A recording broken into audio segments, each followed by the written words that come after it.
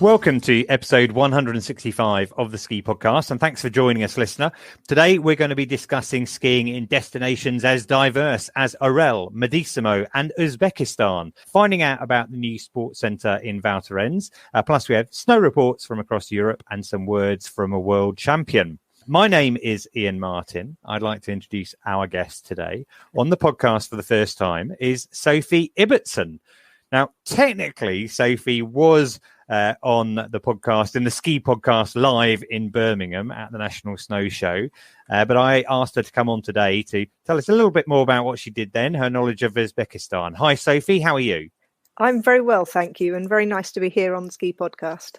Excellent. Well, it's great to have you on. And because we were all on the same panel at the National Snow Show in Birmingham, I decided to invite back regular guest Mike Richards, who was also with us on the panel in Birmingham and was last on the show in episode 90, telling us about skiing in Turkey. Hi, Mike. How are you? Good morning, Iain. Thanks for having me back.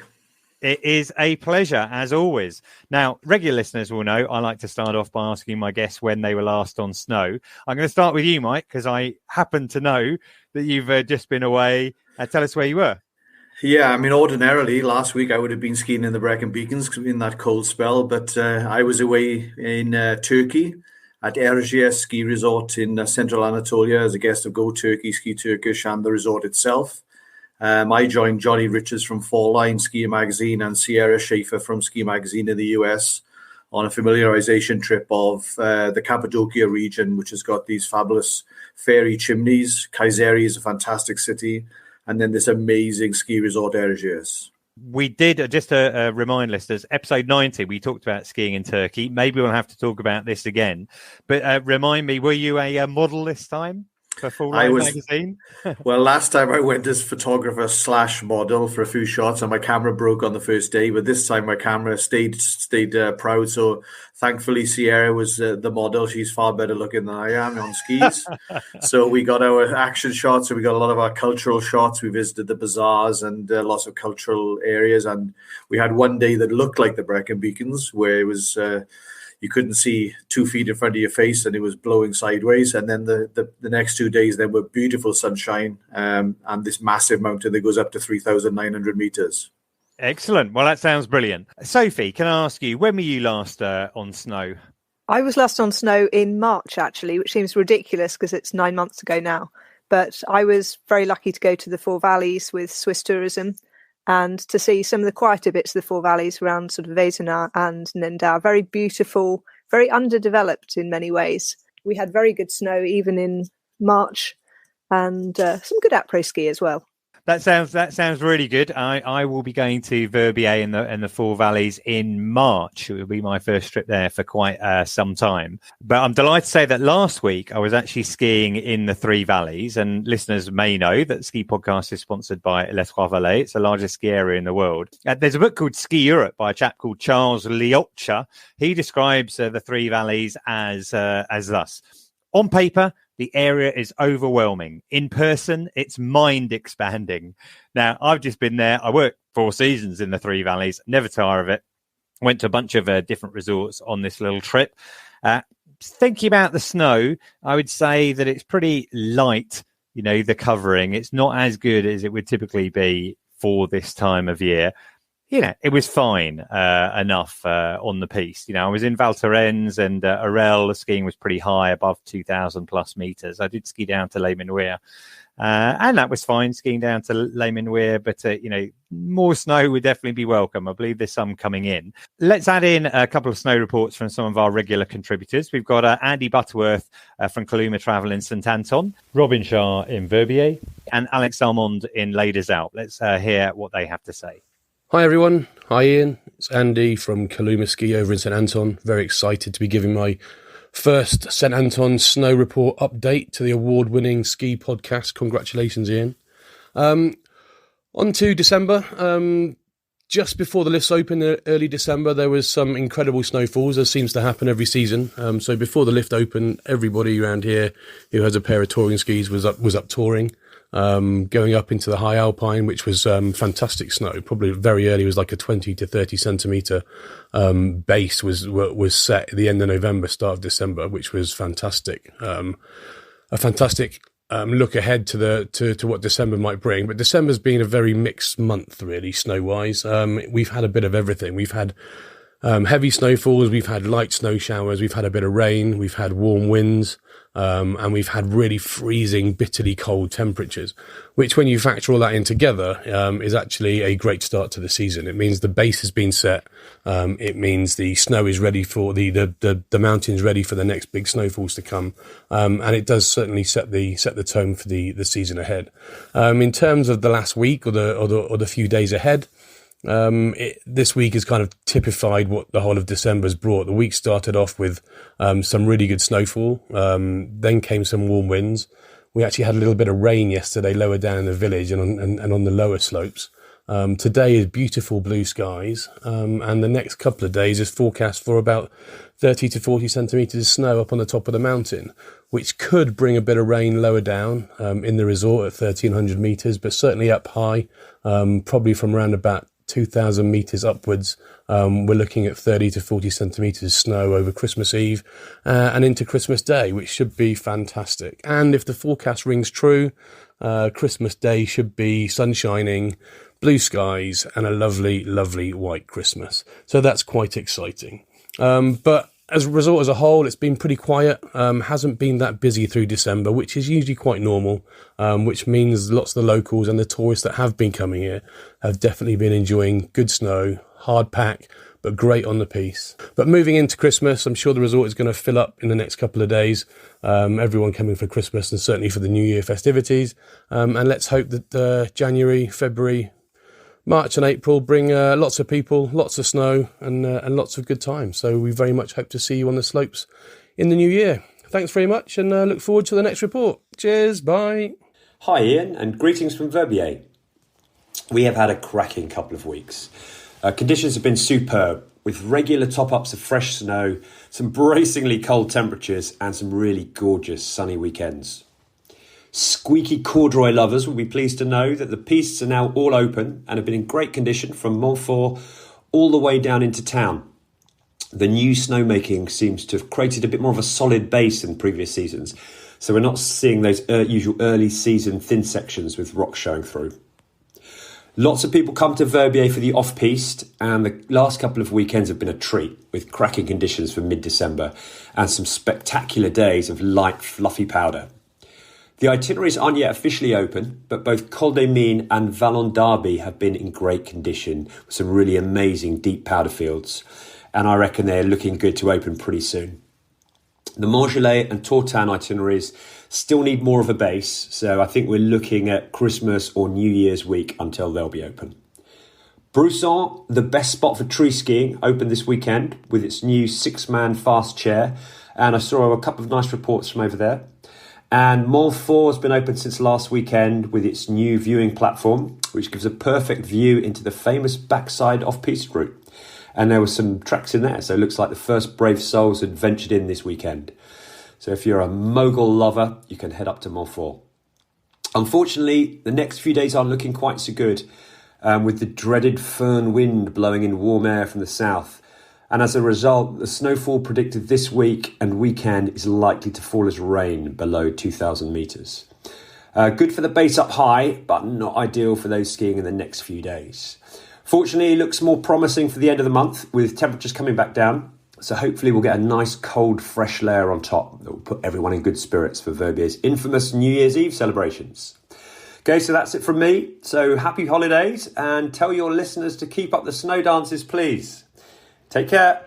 Hi, this is Alex Armand from Tip Top Ski Coaching in Les Deux Alpes with an update of the snow conditions here in resort. We've had a snowfall of about 20 centimetres up at altitude last night, and it continues to snow in the ski domain as we speak. It is raining in resort, but the snow level is just above the resort level. Conditions on the piste are good. The pistes are being well looked after. Corduroy snow, firm. And the conditions off-piste are currently a little bit dangerous, 4 out of 5 on the avalanche risk. So it's recommended to stay on the piste for today. Now, a bit of news that crossed my path this week. I was very interested to see that Léger in the Port du Soleil ski area has introduced a smoking ban. They're banning smoking across the ski area, apart from a few areas where you are allowed to smoke. I believe this is a first for any ski resort. There's been a lot of chat about it on social. Mike, got any views on that at all? It's a tough one. I think policing it is going to be the hardest aspect of it, especially on the lift sort of system. Because obviously, and outside of the cable cars and the gondolas and those kinds of things where they are possibly manned, it's very much left to your own devices.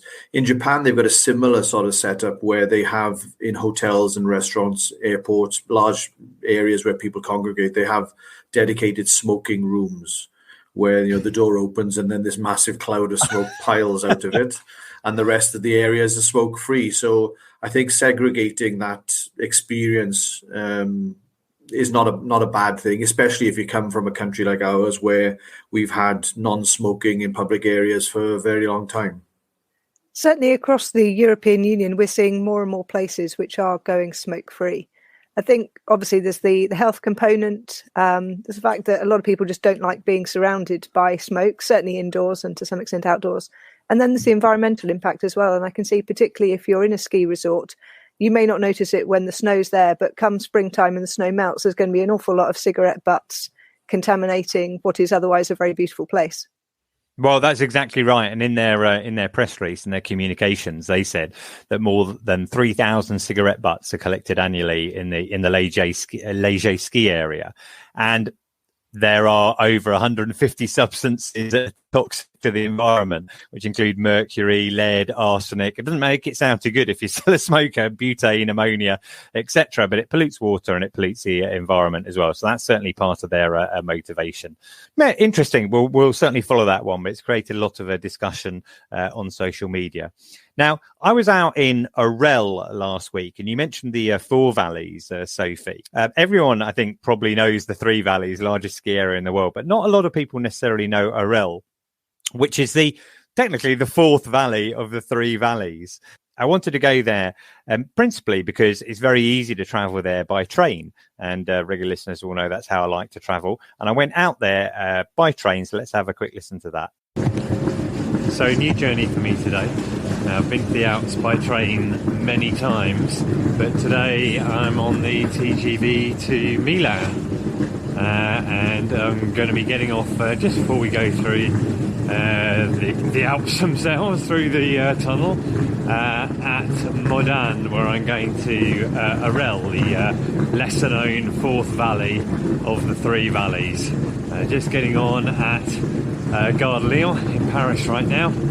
Had quite a long break, but it's a very fast train. Well, fast train down there, just 4 hours. I think 4 hours and 1 minute to get to Orelle itself.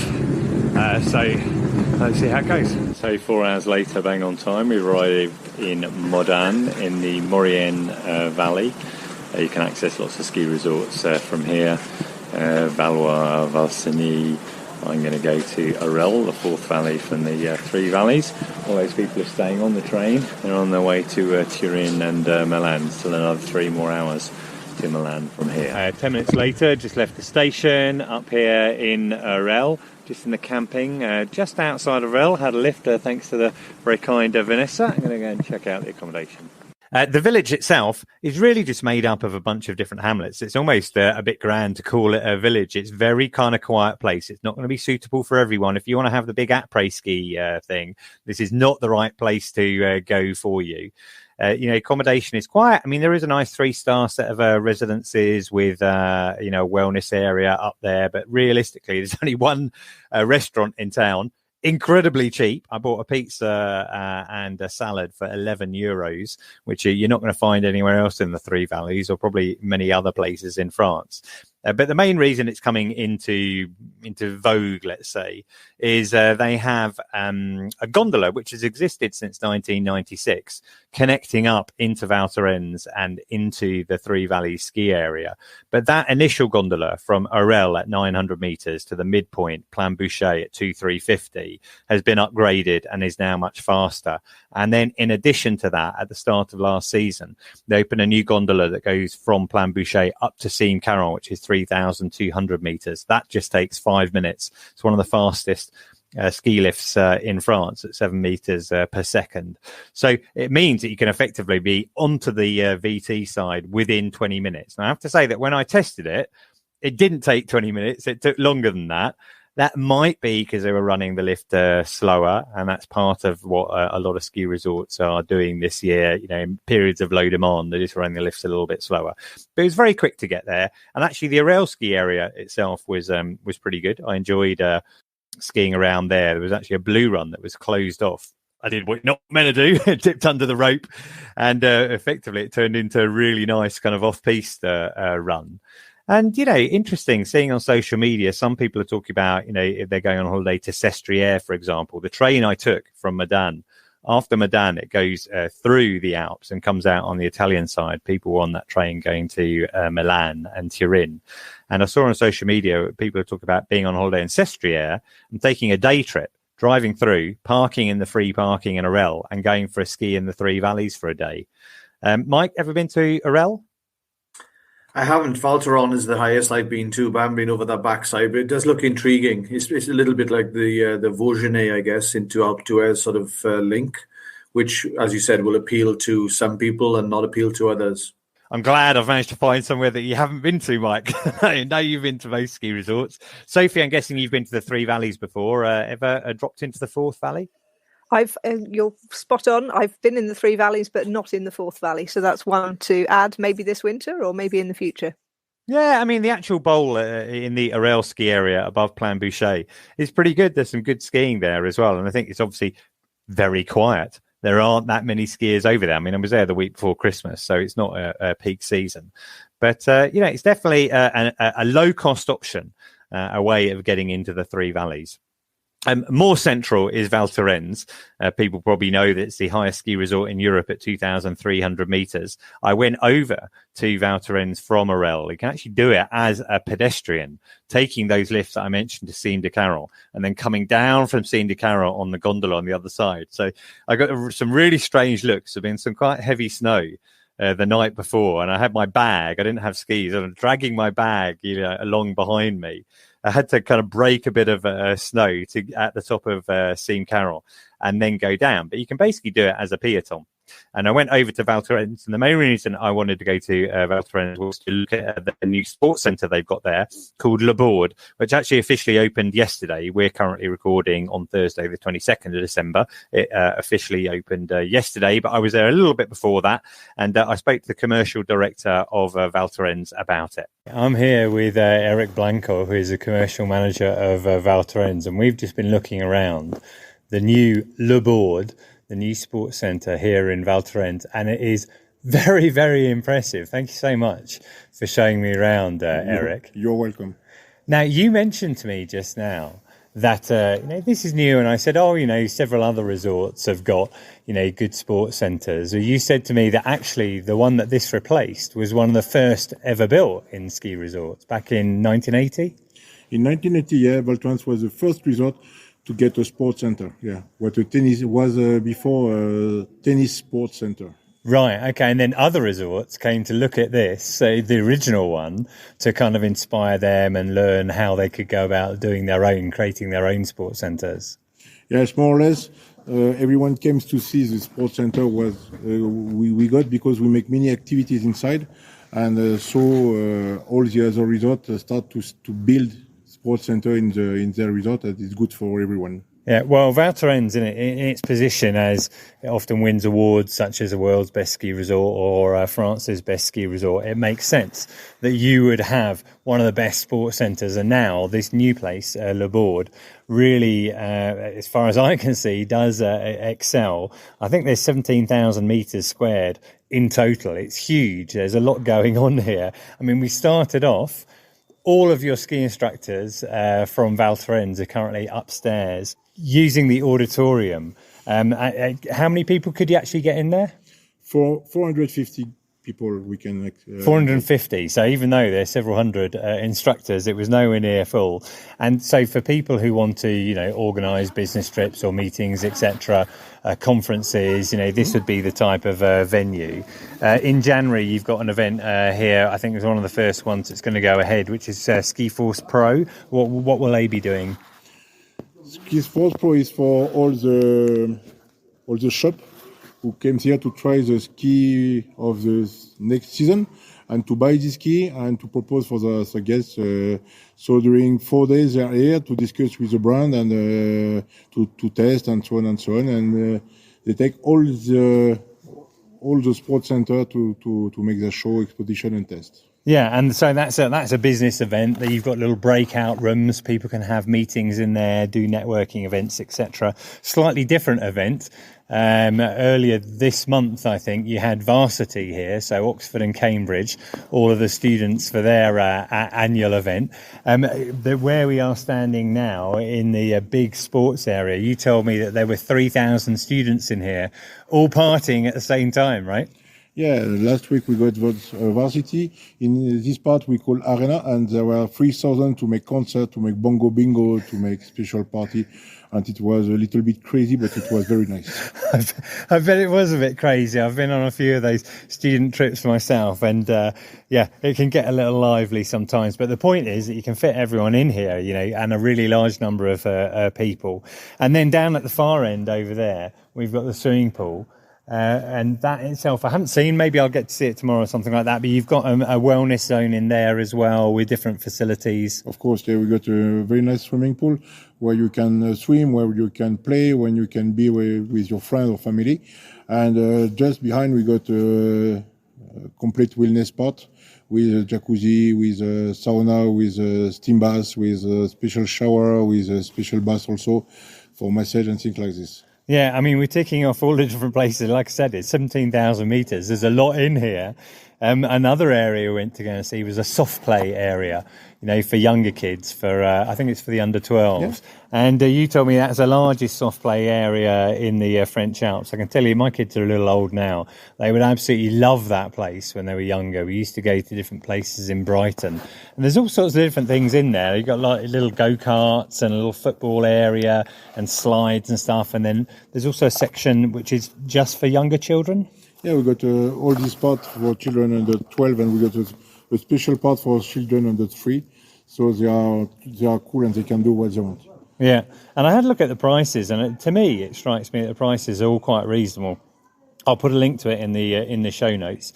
But, compared to some of the other aqua centres and sports centres I've seen in the Alps, yeah, it definitely looks quite good. So I think we've seen everything now. We're about to go up to the roof. And one of the reasons this building is called Le Board is it's shaped kind of like a snowboard, isn't it? Completely. Completely, you understand everything. Yeah, we're going to see now the rooftop outside. We also can accept 3,000 guys. And where we can make some shows, some concerts, some what you can imagine, team building or what you want. Because we got also, as you see, as you saw, a big business party part of our center. So the rooftop is great because we are now still the only place, in the Alps where you got a rooftop. You can privatize for 3,000 guys in the center of the resort. Completely. Yeah, cool. Right. Well, let's go and have a look at that and see how it is. Thanks very much, Eric. That's great. So that was really interesting. I think Le Board is going to be something that other resorts are going to look at. I think it will probably attract quite a lot of big corporate events. It wouldn't surprise me at all to see large corporations taking their international global get-together there. Completely elsewhere, a very different type of experience. But there is a link, I think, Sophie, with Uzbekistan, because in the new or the resort that's being developed there, and I'm probably going to say this wrong, is it called Amirsoy? Yeah, that's correct, Amirsoy. I was reading a couple of articles about it prior to the podcast today, and I think the general manager there used to work in Courchevel, so you have a Three Valleys link. He did indeed, from Courchevel to Uzbekistan. Well, let's talk about skiing in Uzbekistan. When we were on the stage at the National Snow Show, you told us a lot about it. I think maybe a good place to start for the general listener would be just to describe in geographical terms where it is. So Uzbekistan is the heart of the Silk Road, right in the middle of Central Asia. It's to the north of Afghanistan, to the south of Kazakhstan. And people are always really surprised that when I say that there's skiing in Uzbekistan, because they have this idea of the Silk Road cities, of the caravans of camels going through the desert. And that really doesn't fit with the idea of a modern multi-million-dollar ski resort. But there we are. We have an extreme continental climate in Uzbekistan, so it's very cold, very dry in the winter. And that means that we have some very high quality powder in the Chanshan Mountains in the east of the country. And how do you get there? Tashkent is the capital, right? I seem to remember it from Race Around the World. Yes, and in fact, it popped up, I think, in Joanna Lumley's Silk Road Adventure as well. So in the wintertime, there are 2 direct flights a week from London to Tashkent. They go on a Friday night and a Tuesday night. So actually, if you leave London on Friday night, you can be on the ski resort late Saturday morning. It takes about 6.5 hours. It's usually a Dreamliner on the route. And the airline is Uzbekistan Airways, which is the state carrier of Uzbekistan. Okay, so you've arrived in Tashkent. I mentioned Amisoy. Is that is the main ski resort? It's a pretty new development, right? So Amisoy opened in winter 2019-2020. As we all know, that was the absolute worst time to start any kind of tourism project. But thankfully, it's been thriving. There's been a real domestic interest as well as international interest. It's not the first ski resort in Uzbekistan. There are several others in the country which date back to the Soviet period, including Chimgan and Beldasoy, which are very close to Amisoy. And the plan is that Uzbekistan will have its own Free Valleys style ski area. So a lot of investment is being spent not only in building Amisoy, but also there's plans to upgrade the 2 older resorts and then link the 3 of them in with a 4th resort called Nenai, which is nearby. And then we will have, I think, probably certainly the biggest ski area in Asia and one of the biggest in the world. Wow. Okay. I didn't actually know that. I'm wondering how all of this is getting funded. It must be costing millions, right? Yeah, I mean, these are huge projects. So Amisoy alone they've spent over $100 million already. And I read somewhere that I think $280 million have been allocated for one of the other ski resorts elsewhere. Most of it's private money. So Amisoy came predominantly from Uzbek investors, a lot of whom made their money in the oil and gas sector and then are looking to do something different. But there's also European interest. So with some of the forthcoming resort developments, both the French government and French private sector are putting in money because they recognise that they have got the expertise. France has also got a lot of the equipment manufacturers in terms of lift manufacturers and so on and so forth. And so if they are the lead investors in these kind of projects, they get to put in French infrastructure as well. Right. I mean, that sounds fascinating. Let's get to the crux of it then. What's the altitude and what's the snow like there? The snow, I would say, in fact, this is not me saying, this is Thomas Thor Jensen, who is the operations manager, the chap we mentioned from Courchevel. He reckons that it's got some of the best powder in the world, probably second only to Japan. And the reason for this is because it is so dry. The powder falls and it remains very, very light and fluffy. The altitude actually isn't that high. So Amisoy itself is about 2,500 meters, give or take. But because of the climate that they have there, it means that the quality of the powder is very good and it stays very good. It doesn't go slushy. So obviously we're talking about investment in lifts, but it's more than just lifts. Some of the articles that I read, I'm guessing there was probably a press trip out there, in 2019 or something like that when it first opened. Yes, I organised the press trip in February 2020, so we had about a dozen UK journalists out there. Right. Well, some of my favourite journalists were writing about that there, talking about ski touring, going out on heli skiing as well. I take it those are all options that are available out there, and presumably they cost significantly less than they do in Europe. That's one of the appeal. Not only is the quality of the snow and the novelty factor, but it's actually a very, very cheap place to ski, particularly compared to the resorts in the Alps. So I was looking at the cost for this year. A lift pass for the day at Amisoy is about $22. If you want to have an hour's private tuition, if you're sort of beginner intermediate skier, you're looking about $25 an hour. So it's a lot cheaper than it is in Europe. And the same with the heli skiing and with the other activities. From memory, I think a half day heli skiing is about $400 with multiple drops. So I know a lot of the European resorts have banned heli skiing now, but those who do still permit it. It's a lot more expensive than that.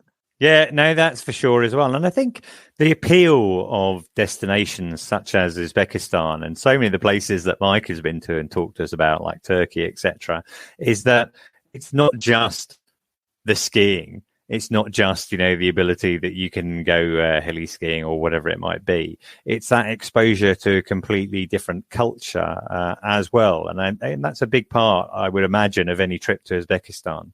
Yeah, I mean, there's two aspects of that. One thing that we noticed when we did the press trip in 2020 was a lot of the other people that we met at the ski resort were not skiers.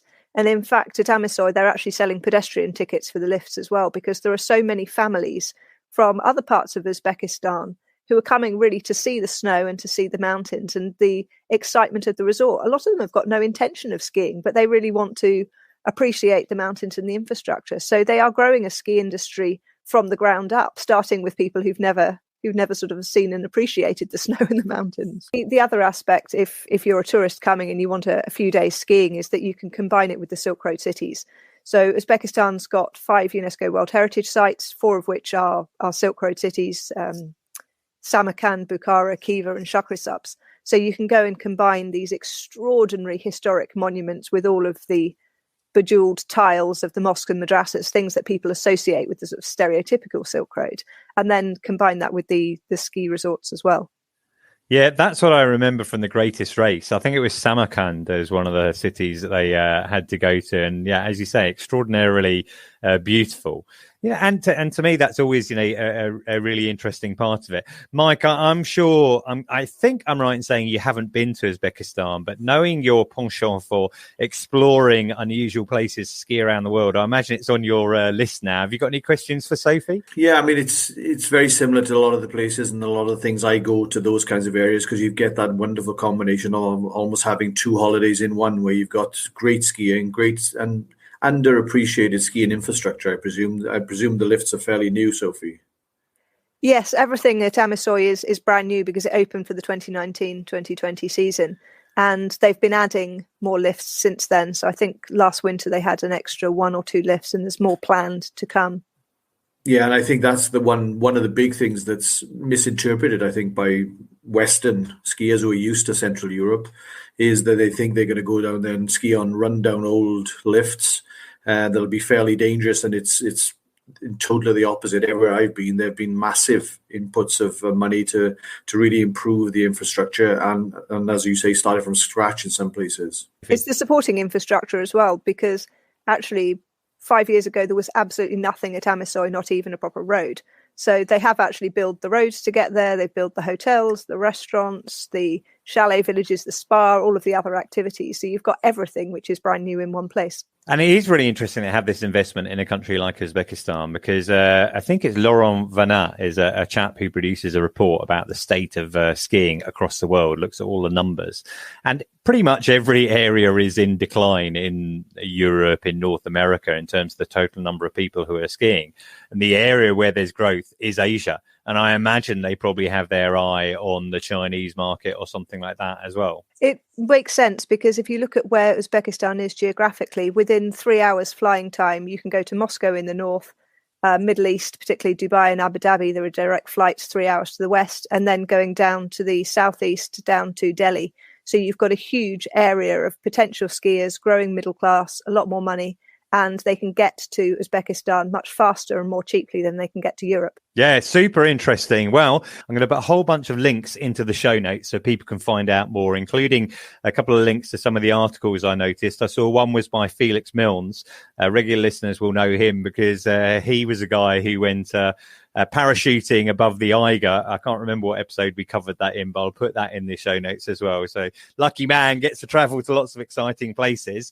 But so is Mike Richards. And the reason I wanted to have you back on the show, I know there's so many places on your skiing CV that you've tried, but I thought it'd be interesting to actually tackle somewhere, possibly you might call it a bit more accessible. When I was a kid, my mum took my brother and I on holiday to a small resort in Italy called Madesimo, and wanted to have a little chat about that today, because you've been there, haven't you, Mike? I've been twice, actually, and I read a one-page piece by Will Robson in Fall Line Skiing magazine in 2016, and it ticked my boxes, which are great terrain, a great snow record, virtually no crowds, great value for money, a small village that you can walk around that's got everything on tap. You don't need a car when you're there, and great food. And having read that article that fueled my imagination and then gone online to have a look, it ticked all those boxes for me. I mean, that is really interesting because I tried to do a bit of research this morning. I just thought, right, I'll have a look around and see what people have written about Madesimo before. And there is very, very little out there. Maybe think, oh, that's a good destination for me to pitch to some of the magazines. But evidently, Falline have covered it. You know, when I went there, I was trying to work it out. I was probably, I would guess, 11 or 12 years old, something like that. So the only thing I can remember is I think they were like these big hairpin bends, a bit like Out the Wes to get into the resort. Very much so. And tunnels, you go through a series of tunnels. Since you went there, they've now put a sky train in further down the road in Campodolcino. So you don't have to drive. What they're trying to do is not get the day traffic that they get from between Milan and Lake Como to go all the way up to the resort. The resort then is based around the people who are going to be staying in the accommodations up in the village of Madesimo, further down those switchbacks. So before you can get to the switchbacks, they've got a massive car park area and then a sky train that takes you from that base into the mountain. Then you can connect to the whole lift system. And by a sky train, we go about a big cable car or gondola here. Is that what that is? No, it's one of those ones that's built into the mountain, that you get on and you sit on. It looks like a train, but it's on an funicular. angle. I guess that's what they call it, yeah. Right. Cool. Okay. And that's really interesting. Now, you mentioned a couple of places like Milan and Como. I looked at it on the map and it's in this kind of little bit of Italy that juts into Switzerland. So actually, you're kind of nearer to St. Moritz and Lax than you are to Milan or Turin. So where would you fly into for that? Either Milan Linate or Milan Malpensa are the closest to it, and then it's anything depending on the snow conditions, about 90 minutes to 2 hours drive from there. You mentioned the Madesimo itself, quite a small sort of place. I don't think there's a huge amount of kilometres of piste. Knowing you, I imagine you kind of looked at that off-piste terrain quite a bit as well. How did you explore it? Absolutely. I mean, the second visit I went, I took my cousin's daughter to learn to ski. So they've got a fantastic learn to ski area on the lower part of the mountain that doesn't have that age-old problem where everybody shoots through to go back to the lift system. So it's a dedicated beginners area at the bottom. So she picked it up really, really quickly, and then we were into the system. The numbers absolutely don't look anything spectacular, which is pretty similar for most family resorts around the world. It's got 37 kilometers of slopes, but between the slopes, the world is your oyster. And especially they've got this one cable car that goes over the backside of the mountain. So when you come up the switchbacks, you see the mountain in front of you, but there's a whole mountain behind what you see. And that backside mountain has got 3 or 4 pistes, but everything in between is accessible off-piste for intermediates, and it's an intermediate's paradise to transition from the piste skiing to the off-piste skiing. Right. I mean, that's really interesting because sometimes, like, for example, with my kids who are 15, I call them intermediates now, and they've got to the stage now where we're starting to tackle the off-piste a little bit. But you don't want to go straight into those, tough black itineraries and things like that. So that sounds like the right way to do it. Absolutely, and it's a beautiful area. It's very jagged. You've got fantastic scenery. You've got wonderful mountain restaurants dotted all around the resort. There's a little bit of a travel kind of experience, not obviously like the 3 valleys or the 4 valleys in Switzerland, but you do get a sense of you've traveled from one end to the other and front to back. And you mentioned, value and prices. My experience of Italy in recent years is that it is so much less expensive than France, Switzerland, and even Austria as well.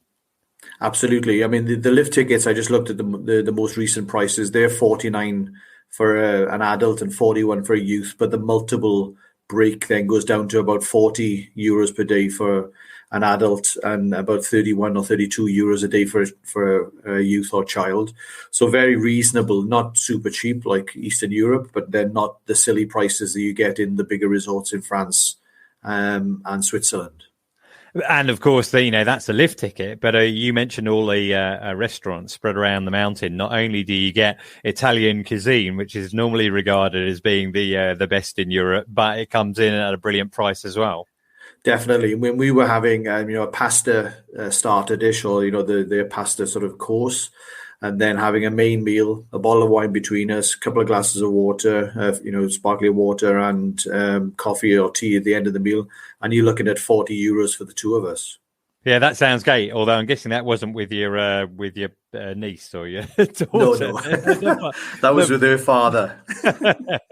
the bottle of wine. I mean, that is one of the great things, about that. Like I say, with Orelle, it's just so nice to go out and eat somewhere where it's not super expensive for a change. And I think with Italy, if you're not in, let's say, Courmayeur, and even then, it is a pretty good value, then, just get excellent value over there in Italy. And I will be going to Italy in February. So I'll be reporting on Italy myself as well. And then on the opposite end of the scale, they've got a fantastic 1-star Michelin restaurant right in the village, which was a tremendous experience. Obviously, you pay for that. It was around about 120, 130 euros for the 10-course meal. So you can have, the family pizza joint where you're paying maybe 10 euros for a pizza between the two of you, right through to the full scale, because they are catering to that wealthy Milanese clientele that do come up for the weekends and the holidays. We've got a lot of holiday homes up there.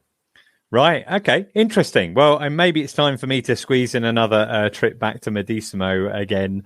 I won't say exactly how many years later, but many, many years later. Thanks so much for that, Mike. That's great. Let's move on to a little update about Team GB. Some pretty good start to the season, certainly for Charlotte Banks. She got a double podium back-to-back Cervinia World Cups, that is snowboard cross. Andrew Musgrave, who regular long-term listeners might recall I interviewed in the podcast with Andrew Young. He is cross-country skier. He actually got his second World Cup podium. He took a third in the 10-kilometre in Norway. I think it's called Beitostølen, but no idea about the pronunciation. But well done, Andrew. Yeah, that is brilliant. It's 5 years after his first World Cup podium, so that's excellent. Also, Makayla Gerken Schofield is mogul skier. They picked up their sixth in Sweden, which is their best ever result as well. And Kirsty Muir was fifth in the Copper Mountain Ski Big Air World Cup. So, really good start to the season there with a couple of wins and podiums. But particularly, Andrew, well done to you. I hope you're listening. I know he used to listen to podcasts. Hopefully he still does. Talking of World Cup and racing, etc., I was lucky enough to catch up with the most successful French ski racer of all time, Alexis Pinterault, last week. Regular listeners will probably know I released a separate episode with that interview, but let's have a listen to a little bit of it just now. So the races themselves for your races will be in Courchevel. The finish area is going to be in Le Prat. I'm guessing you have skied on that slope down into Courchevel Le Prat many times. Have you raced down there before? No, many times that's not correct, because most of the time I was not going there. That's a pretty new slope, which will completely be new for me. Of course, this slope was existing, but not exactly like it will be for the World Championship. And I never trained there. I never raced there. The only race I made was last winter at the end of the season, which was a test event for all the ski racers. So I don't have any advantage, even it's really special to hear this, but that's really the case. Yeah, I never skied there, only free skiing a few times or a couple of times in my whole life. Right, okay, because I think I'm right in saying that you are very local. I think you were born in Moutier and did most of your skiing when you were younger in Courchevel, because your family are from the region, is that right? Right, that's right, yeah. And do they own a hotel maybe in Courchevel? Yes, that's right. So since I'm born, my grandfather, he built an hotel in Courchevel. He built two, sorry. And then my father is running then just one hotel, and my aunt was running the second hotel. So I grew up in Courchevel in a family hotel my whole life. And now I'm more on the circus and away from Courchevel, but it's still my hometown. You learned to ski on the slopes of Courchevel. Would you have been skiing down, I don't know, Pralong, like a lot of people do when they're taking their first turns? Yeah, Pralong was the first slope where I skied. It's a really easy slope where you can learn properly, and that's where I start. Yeah. Right. And I heard, or I think I read somewhere, that when you were younger, you were very talented at football as well, and maybe had to choose between football and skiing. If things had gone the other way, might you be in Les Bleus on their way to winning another World Cup? Yeah, Les Bleus is maybe a lot to say, but yes, I had to choose between soccer and skiing, and that was for me something really special. I think I felt always better on the individual sport because you're the onlyest athlete who is failing or successing when you are competing, and that's, I think, more coming to my character. And so Alexis will be competing in the World Championships, the Alpine Ski World Championships, which are going to be held in Les Trois-Vallées, in Courchevel and Mirabel. The actual dates for that are 6th to the 19th of February. Listener, if you listen closely to my interview with Alexis, see, I've got the dates wrong on that, but that's when it is. You'll be able to watch it on your TV. I was speaking to Chemi Alcott yesterday. He said that they're going to be covering it as well, so it'll be on Ski Sunday. Now, quick bit on kit. We don't have Al with us today, but I got my first chance to use my Atomic Hawks Prime ski touring boots in Val Thorens, and I had a couple of really good days of ski touring. One kind of bigger day, quite steep, did 1,200 meters of vertical, and I went to Intersport in Val Thorens, who gave me a pair of Atomic Backland skis. Mike, are you familiar with them at all?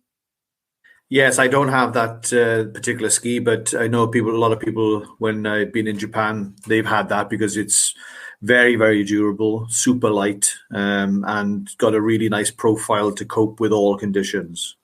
Yeah, I mean, I think they're different widths. I had the more slalom end 86, but super light. Really enjoyed going uphill with them, but the downhills were great as well. And I mentioned to you that that kind of closed off piece that I skied down. I think the actual piece is called Larry, which is a blue run down to Plan Boucher on the Orelle side. And that was all closed.